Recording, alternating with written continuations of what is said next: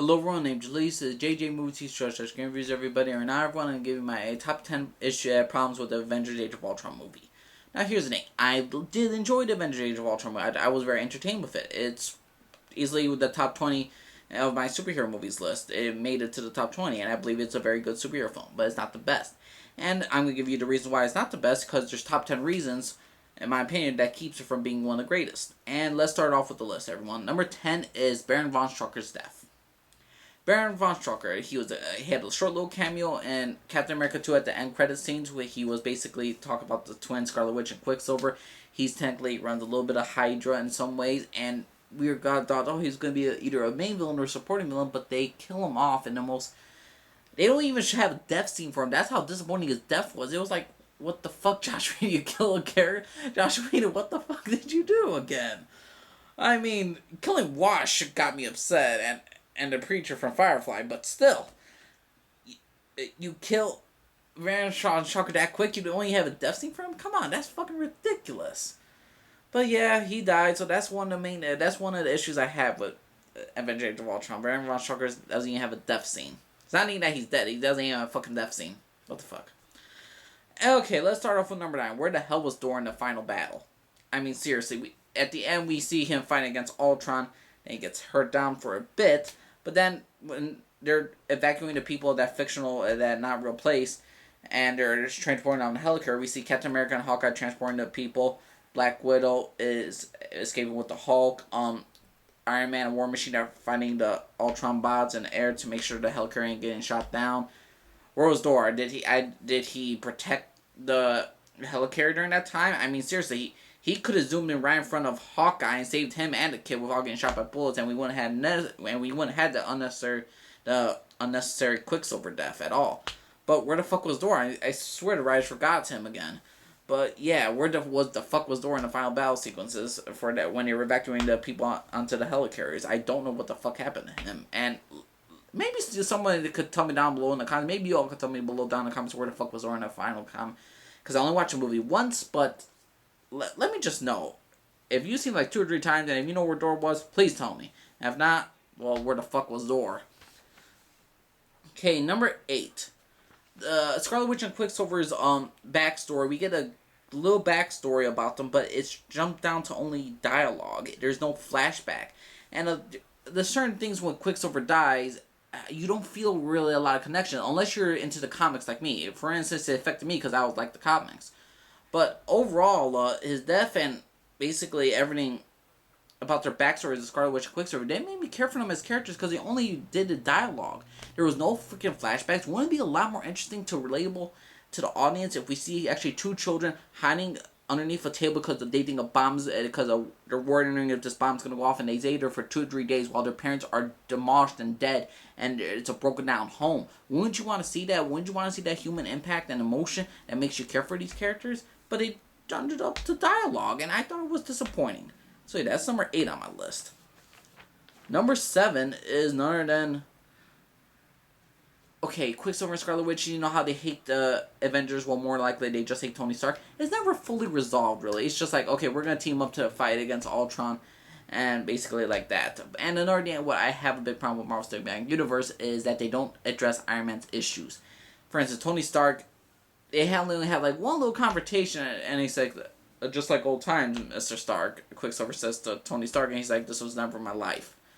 But that's it. You got like a 5-second dialogue of their backstory and their conflict within each other. That's about fucking it. I'm like, seriously? You're not gonna bring up the other shit?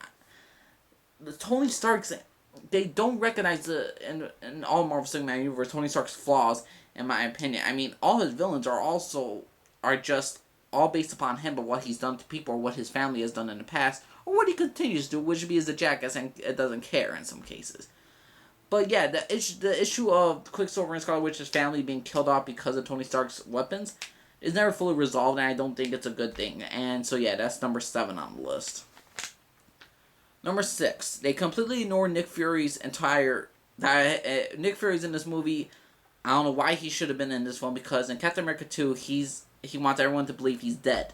He's not supposed to be running S.H.I.E.L.D. He's setting up a new S.H.I.E.L.D. headquarters with Maria Hill. And I think that was fucking stupid. I'm like, ain't Phil Coulson now the new directors of Shield? Ain't he in season 2 of Agents of Shield? Ain't he the director? Why the fuck do we have Nick Fury back so soon? Like, after he declared himself dead with the whole Pulp Fiction Cemetery thing right there. The Path of the Righteous Man. But still, they bring him back after one fucking movie? No. I mean, save it up. Maybe after, like, Civil War and Infinity War, we bring back Nick Fury. And that'll be awesome to bring him back. But they brought him back after one fucking movie. After he was supposedly dead. Like, well, he wasn't dead. He faked his death, and we saw that. But he said, he says to Captain America, basically, in Captain America 2, if anyone's asking for me, tell them to find me here, which is the grave. Other than that, now everyone knows Nick Fury's alive. Come on, everyone knows Nick Fury's alive. You think that shit ain't gonna get spread around the world? They see a black commander and he has an eye patch. Yeah, he's fucking alive. Seriously. But yeah, Nick Fury, the thing of how having Nick Fury in the movie to me didn't work. Okay, number 5 is knowing that Black Widow and Hulk romance is so forced. It's so quickly paced. For instance, Black Widow is so... I don't want to say forced. I want to say she's very forward. Black Widow is very forward about her feelings for Hulk and all that stuff. And I think there could have been a slow build-up. Especially, they could have done it in this one, a slow build-up to a relationship. And then Infinity War, you could see them actually get together. In my opinion, that would have been better. But to me, they rushed really, really way too fucking quick. And yeah, what the fuck? I mean, I think it was very, very forced, and it was just fast paced. You just didn't have time to reflect upon these characters and basically every single thing they have of the relationship and what makes them the characters interesting in their own rights. But no, we just get a quick love story and that's about it. And hopefully, another thing I'm gonna have a problem with Marvel for Avengers: Age of Ultron, if that they do not get together at the end of the Infinity War of all Marvel Cinematic Universe, and their entire love story in Avengers: Age of Ultron was for fucking nothing. Alright, everyone, we're on number 4 right now, and this is also Hulk and Black Widow. But this one, it bothered me so much. Here's the thing. Hulk and Black Widow were planning to fucking leave the Avengers at Clint's farm. Basically, oh, Auntie Natasha, welcome. Oh, you're gonna leave my daddy out to Hawkeye fight against Ultron alone while you go run off with Hulk. Because basically, that's what they said, that they should just run off. And Hulk is technically also responsible for creating Ultron, and so he's not taking responsibility. And I just think it's lazy writing, and I don't think they actually ever leave their friends during a battle fight. Not even during a battle fight, they were like taking a little break, but the mere suggestion that they even thought about leaving was fucking irritating to me. I mean, like, yeah, this is such a great family, and you're going, okay, you're going to lead them to fight. Okay, no problem. But maybe I'm misinterpreting it, but still, what the fuck? I mean, the fact that they even said that just got me so fucking pissed. I mean, if you're talking about after the battle, like, yeah, or during the fight when you know we're gonna win, yeah, why not? And they, even though they did do that, it's just that speculated right in the middle at Clint's farm. I'm like, seriously, what the fuck? Why? I guess they have like great confidence in their team of beating Ultron without them. Yeah. Okay, now number 3. These are the top 3 things I cannot stand about Avengers: Age of Ultron that keeps it from being great. And that is Quicksilver's death. I mean, what's the fucking point of Quicksilver's death? I could go on rant. They have a rant video about that, but Quicksilver's death, it doesn't affect no one but Scarlet Witch and a little bit of Hawkeye. And Hawkeye and him bond a little bit. And why kill off such a young character when you have so much stuff you could do with his character later on in other films? It's a total waste of potential. It's a total waste of the actor Aaron Taylor Johnson. And another thing, you can't have Scarlet Witch without Quicksilver. And possibly the only storyline they're going to have out of his death basically, oh, they kill someone out. Finally, they can shut up the fans and say, oh, Marvel killed a superhero. We can't say shit no more. No, it's epic or retarded. And another thing, the probably thing they're going to do is this going to enhance Scarlet Witch's feelings for Vision. She's going to probably get in a relationship with Vision. She's going to marry him. That's how she gets over her brother's death. And it's fucking retarded because if you know the comics, they're inseparable. And if one of them dies, they're going to lose their mind. They're going to go through massive depression. They ain't going back ready to fight. What the fuck? But still, yeah. Quicksilver's death, unnecessary, unneeded, didn't need to happen. What the fuck? Alright, the 2 main things that bother me about Avengers: Age of Ultron is just connected, and it's just number 1 and number 2. You can switch it either way. But the 2 things that bug the shit out of me about Avengers: Age of Ultron is this.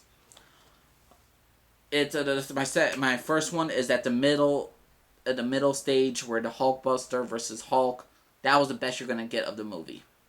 The middle was better than the climax. It's better than the second act. It's better than the third act. That's what pisses me off about Avengers: Age of Ultron.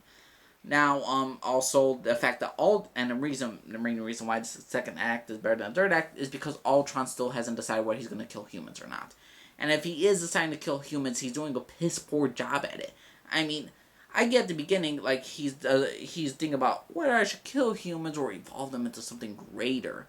I mean, he's a little conflicted, not even really conflicted, but he has an idea. He's thinking about the what he's gonna do, and he's not automatically wants to kill humans. He wants to kill the Avengers, but not necessarily like humans.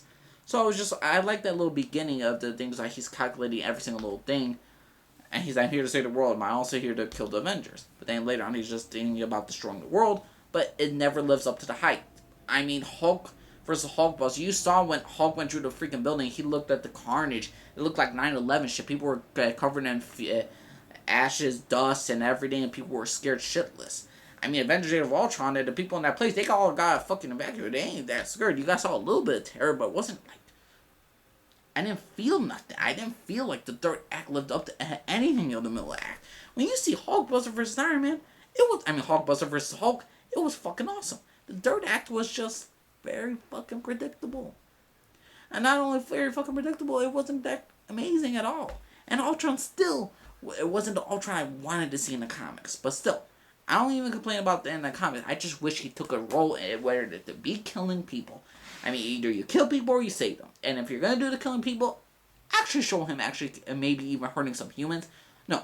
Oh, another thing that pisses me off about Avengers: Age of Ultron is the fact that Quicksilver died, and Baron von Strucker died, and with their deaths, but the Asian girl that got shot by Ultron, she still lives? Seriously? What the fuck? But okay, yeah, we'll take it like that. Alright, so yeah, this is my top 10 issues with Avengers: Age of Ultron. Now, like I said, I don't think it's a horrible film. I don't think it's an okay film. I think this is a very good film. It's not my top 20 superhero movies of all time. And most of this stuff of these issues probably could be resolved in an extended cut of the Blu-ray, hopefully, when they come out. Because Josh Whedon's version was 3.5 hours long. I want that fucking version. I want this 2 hours and 15, 20 minutes film. Because what the fuck? It feels so incomplete. Maybe they'll fill in the gaps and maybe I'll enjoy this movie better. But until then, it's not going to be in my top 10 superhero movie list. It's definitely going to have still these issues that's still going to bug the fucking shit out of me. But, yeah, to me, I feel like everything's going to be ignored from Avengers: Age of Ultron because Josh Whedon is gone. The Russo brothers are going to take over from Captain America 2, and they're probably going to do their own fucking thing. They might bring Quicksilver back. They might never have a Hulk and Black Widow's romance. I mean, they could do so much stuff because Josh Whedon ignores Captain America 2's storyline. He ignored Iron Man 3's storyline, but what the fuck? So I think they're just gonna ignore each other's storylines that much. But yeah, everyone, that's my top 10 issues of Avengers: Age of Ultron. Let me know what y'all think, everyone. Subscribe if you like. Disagree me down the bottom. Let me leave a comment down below. Let me know. Try to respect my opinion. I'll respect yours. Alright, everyone. My name's Jalise. Signing off, everyone. You have a good day, everybody. Bye.